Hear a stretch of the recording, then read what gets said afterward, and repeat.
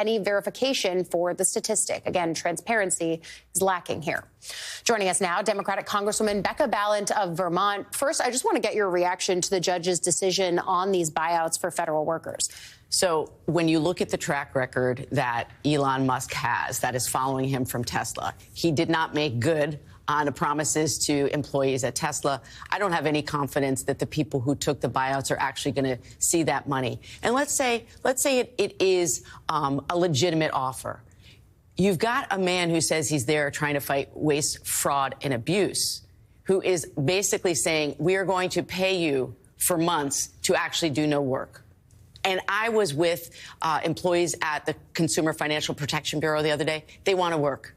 They want to do their jobs. These are committed people who believe in the mission of getting money back to the American people. So it's all madness, all of this. We have also heard as many as, we're seeing workers take this buyout, but then we've also heard workers say this only reinforces why they want to stay in the federal workforce. So certainly you're seeing some of that in those rallies outside the CFPB and in other places. But one of the reasons I think that people have skepticism, rightly so, about this kind of a buyout is because the government is actually only funded at this point through March 14th.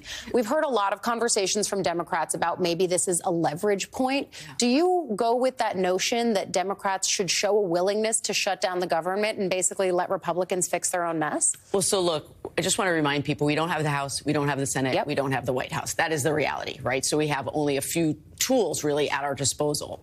And I don't think it's about a willingness of Democrats to shut down the government. I think it's a willingness of Democrats to stand together against the kind of cuts that we're looking at. So I was in budget yesterday with the Dems who were meeting ahead of our meeting today on reconciliation. They're talking about over $800 billion of cuts to Medicaid. Billions of people, excuse me, not billions of people, but millions of dollars not going to people who need SNAP benefits. Like, that's what they're looking at. So it's about Democrats standing up against that. It's not about wanting to shut down the government. I want to come back, though, to SNAP and Medicaid, because that's important and you're on the Budget Committee. But I do just want to make sure, would you be willing to let the government shut down to allow the kind of action that you're talking about? If what they want to push through is going to hurt millions of Americans and give that money, because what is this about? Give that money to another tax cut for the extremely wealthy. No, I will never allow that to happen. So what we're talking about here is there's the government funding push to fund the government past March 14th, whether that's a short-term continuing resolution or an actual appropriations process, which has basically become a bad word on Capitol Hill. Yes. And then separately, we're watching this budget reconciliation process, which is Republicans trying to pack in all of their priorities through a funding mechanism that allows them to do it basically in partisan fashion. Democrats did this a few years ago.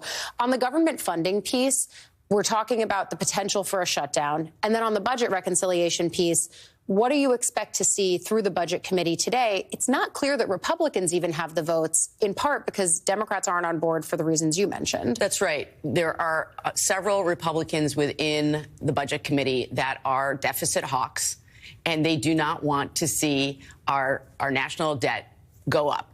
And what we saw in the numbers that were brought before us yesterday, some of it is just funny money.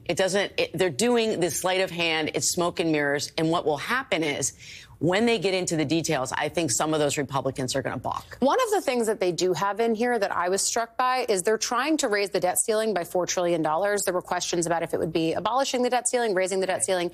You're for abolishing the debt ceiling. Yes, I am. Is this enough to bring you on board? Oh, my gosh. No. I thought not. But. No, absolutely not. Look, I can't make it any more clear to my constituents back home that they are trying to pass.